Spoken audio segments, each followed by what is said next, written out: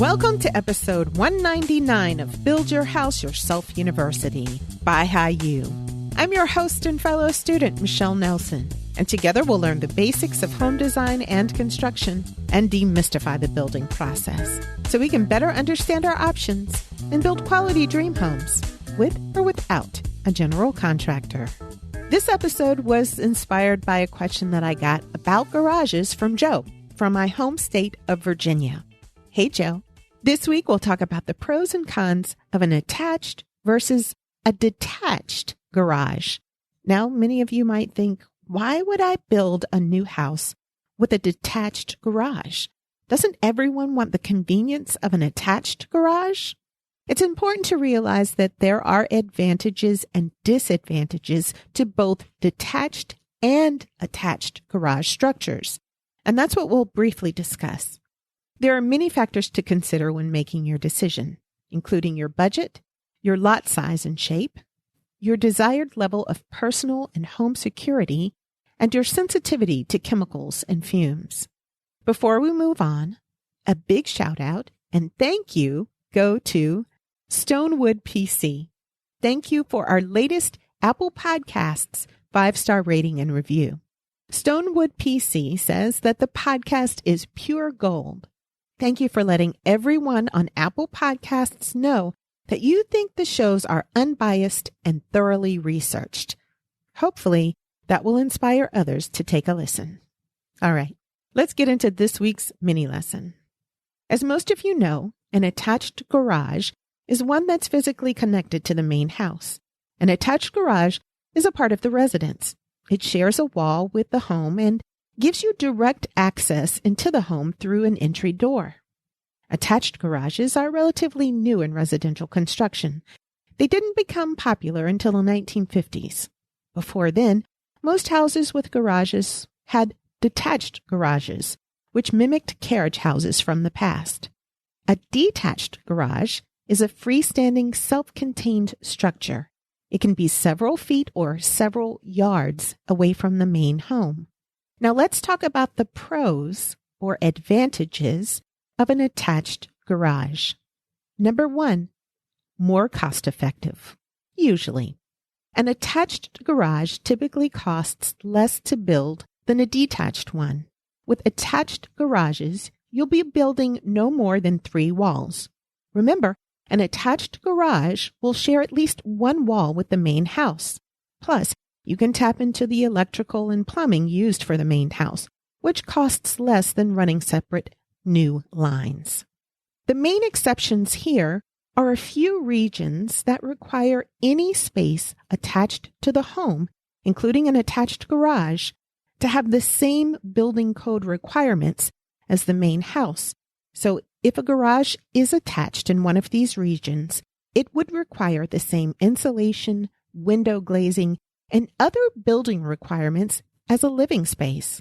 Under those unusual circumstances, it might be more economical to build a detached garage.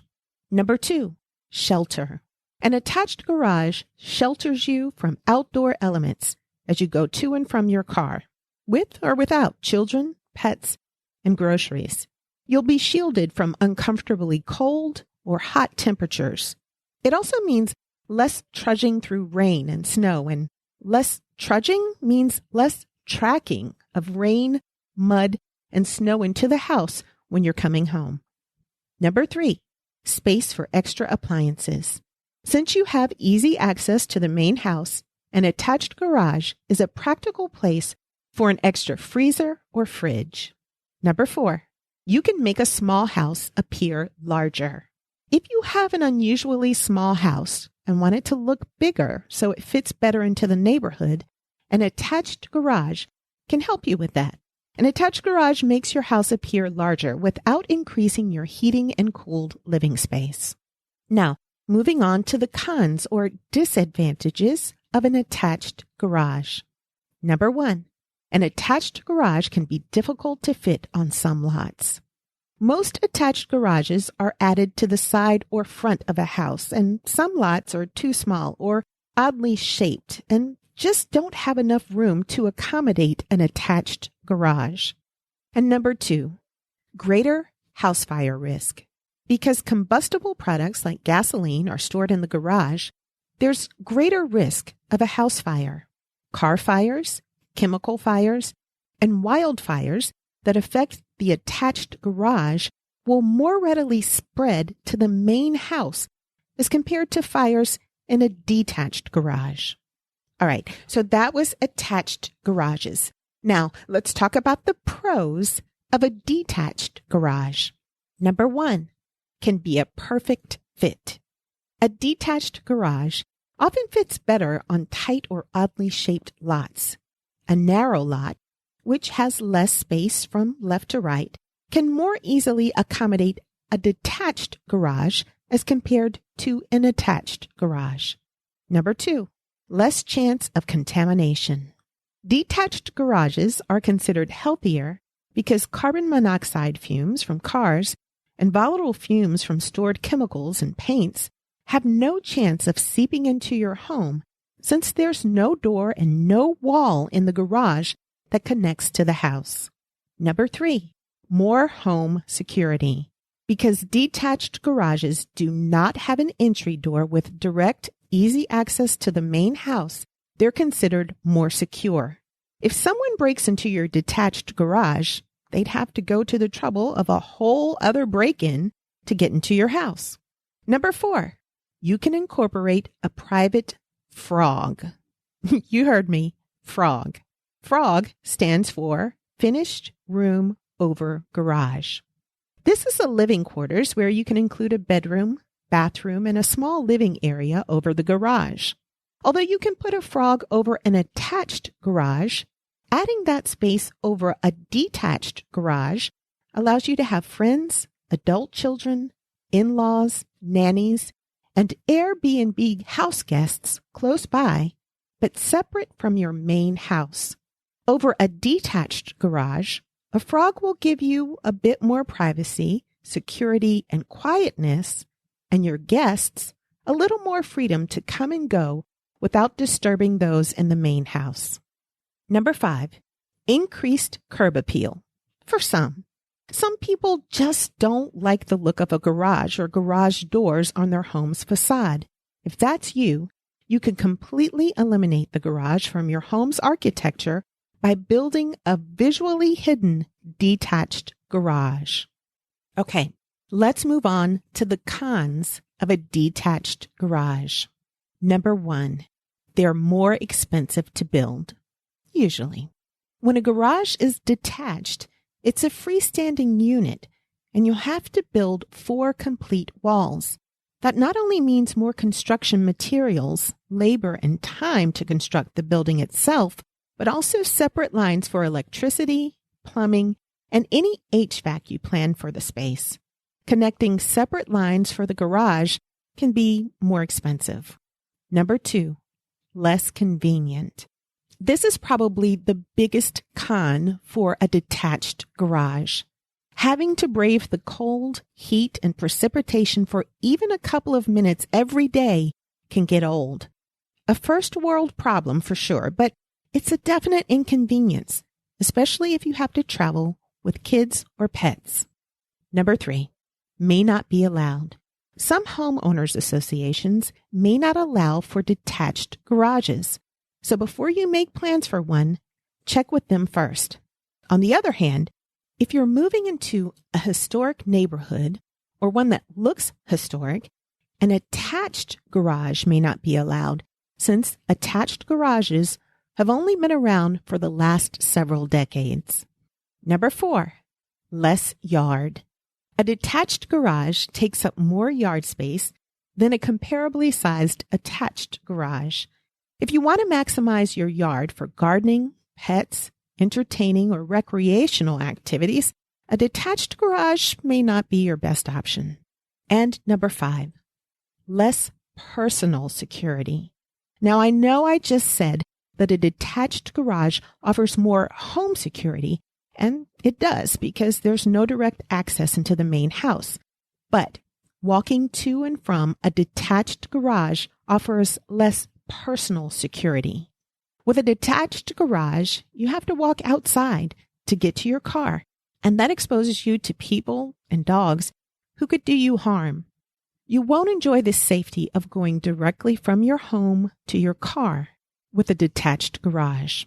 Whether attached or detached, garages are an important space that increase the property value and provide storage space for cars, lawn and gardening supplies, tools, sports equipment, and bikes. Think about your building site and your current and future needs and priorities in making your decision about whether an attached or detached garage is best for you. Although I'm not a huge fan of having a front-facing garage because of the size constraints and shape of my lot, that's what my house will have, an attached front-facing garage. A detached garage could fit on the lot, but our priorities are convenience and personal safety, since this will be our forever house and we'll be aging there. Besides, I'm going to find a beautiful garage door and make the garage a focal point instead of an afterthought. Again, not my original or first plan, but I'm making lemonade out of lemons. If you can't decide whether you prefer an attached or detached garage, you might consider a detached garage with a portico share. Remember that term? I defined portico share back in episode 59 called How to Increase Your Home's Curb Appeal, Part 1. A portico share is a large roofed structure covering a driveway at the front or side entrance of a house. That roof structure is kind of like a breezeway that's often attached to the detached garage and provides a covering for you as you walk from the garage to the main house. A portico share gives you some of the protection from rain and snow, but also allows you to have some of the benefits of a detached garage. Another not too often thought of option for those who hate the look of a garage is to build an attached garage that's connected to the rear of the house. Now, you'll need a lot with quite a bit of depth, but with this option, you can preserve your garageless curb appeal without having to sacrifice the convenience of an attached garage. Be careful, though, that the attached garage at the rear of the house doesn't become an inconvenience because it's too far away from the kitchen where you'll need to unload the groceries. Finally, to give you the best of both worlds, you could have one attached and one detached garage, one for cars and convenience, and one for tools, chemicals, and maybe a workshop. Well, that's all I have for you this week. I hope this list of pros and cons helps you think more clearly about your garage options. And I hope you'll join me again next time for another episode of Build Your House Yourself University. BYHYU.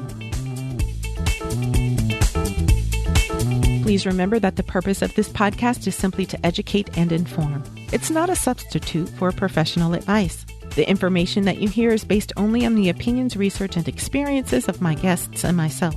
That information might be incomplete, it's subject to change, and it may not apply to your project. In addition, building codes and requirements vary from region to region, so always consult a professional about specific recommendations for your home.